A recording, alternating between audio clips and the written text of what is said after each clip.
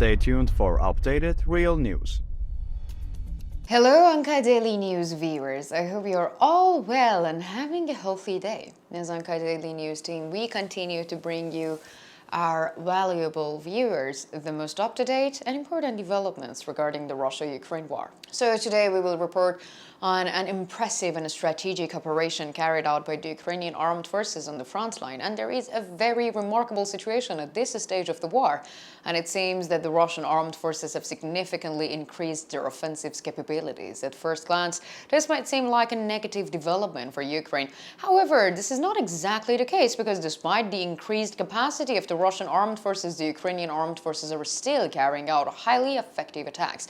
And the offensives in Kharkiv in particular could prove disastrous for the Russian armed forces. So the Ukrainian armed forces are dealing serious blows to the Russian army with weapons supplied by United States, and this clearly shows that the American arms industry is still far more advanced than the Russian arms industry. For example, an air base was recently struck and ATMCL's missiles were used in this attack. Most of the Russian equipment at the air base was destroyed, and which caused a great shock in Russia. So what happened after this incident?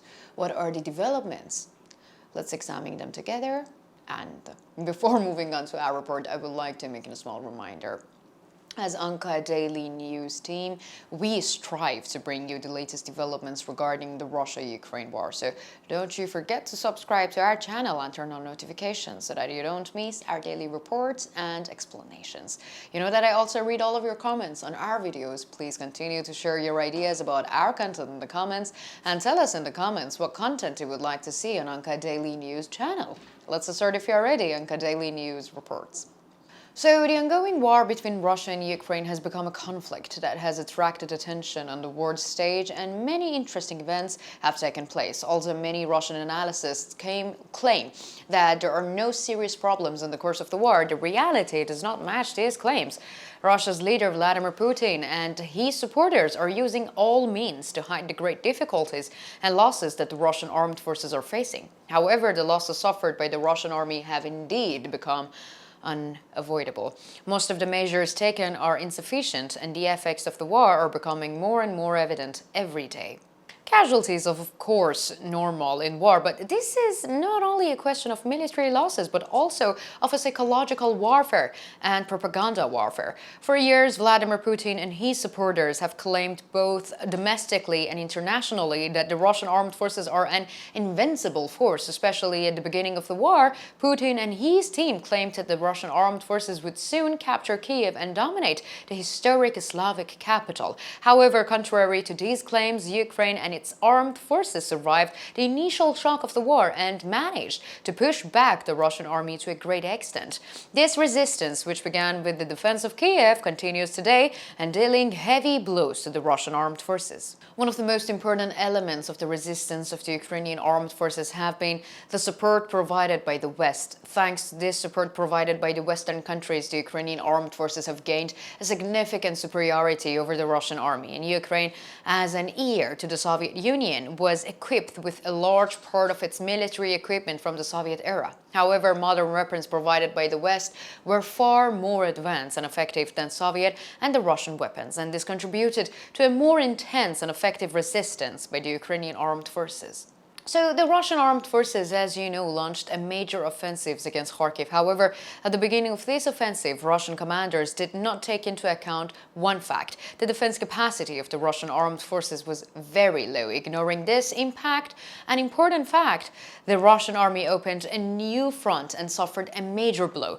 The Mospino military airbase in the occupied territories was targeted by ATACMS missiles fired by the Ukrainian armed forces, and according to reports, several powerful explosions occurred at the Mospino military airbase. The damage caused by these explosions is reportedly quite severe for the Russian armed forces, and according to the information obtained from the regional sources, the losses of the Russian military were recorded as follows: 2 S-300 and S-400 air defense missiles launchers, 96 L-6E radar and S-300 and S-400 control center were destroyed.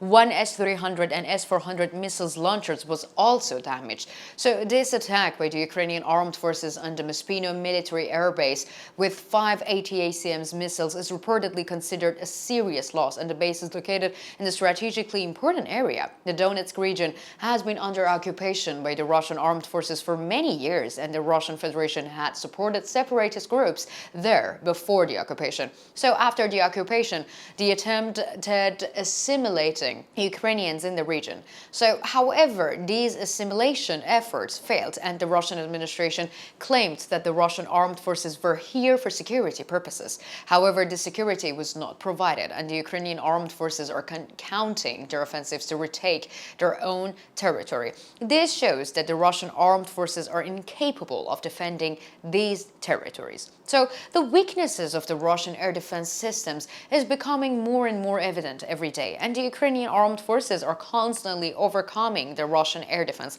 And this is important because Vladimir Putin constantly propagandizes his own people and the world community that Russia has defense capabilities. However, the goals of using this defense capability are very different. Through this propaganda, Putin aims to gain the support of the Russian people while at the same time issuing threats to countries has defined as enemies. Nevertheless, Ukraine's armed forces are preventing Putin from realizing these goals. So the inadequacy of Russia's air defense systems once again demonstrated by the Ukrainian attacks, and while the Russian leader Putin has praised Russia's defense capabilities, the Ukrainian armed forces have demonstrated how weak these capabilities are actually at.